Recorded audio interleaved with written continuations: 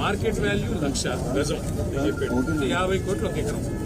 అంటే దగ్గర ఇప్పుడు చూస్తే మొత్తం 50,000 కోట్ల ఆస్తి, 50,000 కోట్ల ఆస్తి. ఇది కేవలం ఇక్కడ ఉండే కొంతమంది బడాబాబులు, పెద్దవాళ్ళు, డబ్బులున్న వాళ్ళకి జస్ట్ 12,000 గజం ఉన్నదాన్ని 4,000 గజం ఇచ్చేస్తా అంటున్నారు. ఆ 4,000 గజం ఇచ్చేసి అపార్ట్మెంట్లు కట్టుకోండి, పరిశ్రమ తీసేసి కాలుష్యానికి అందరం వ్యతిరేకం. కాలుష్యం ఉండే పరిశ్రమలు హైదరాబాద్ లో ఉండాలా వద్దా అంటే తరలించాలి. మనం కూడా ప్రయత్నం చేసాం. తరలిస్తే ఎక్కడ తరలించాలా? మనం ఫార్మాసిటీ అని పెట్టాం.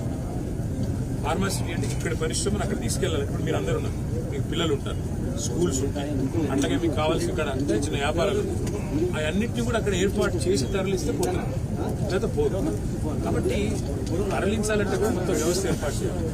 ఈయన ఏం చేస్తున్నాడు? ₹1,00,000 గజం ఉన్నదాన్ని కొంతమంది బడా సీట్లు 4,000 గజాలు. వాళ్ళు ఏం చేస్తారు? వీళ్ళ అన్నదమ్ములకు, వీళ్ళ ఇక్కడ కాంగ్రెస్ లీడర్లకు బ్యాక్ ఎండ్ లో ఒప్పందాలు చేసి ఒక 10 తరాలకు సరిపడా ఆస్తిని కూడబెట్టుకునే ప్రయత్నంలో ఉన్నారు. హైదరాబాద్ లో మీకు గుర్తులప్పుడు ఒక పార్క్ కడదామంటే జాగలేదు.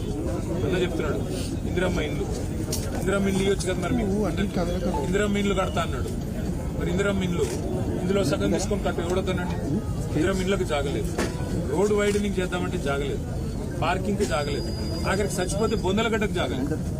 ఇవన్నీ ఇట్లా పెట్టుకొని అపార్ట్మెంట్లు, మాల్స్ ఇష్టం ఉన్నట్టు కట్టుకొని నేను పర్మిషన్ ఇస్తాను. కరెక్ట్.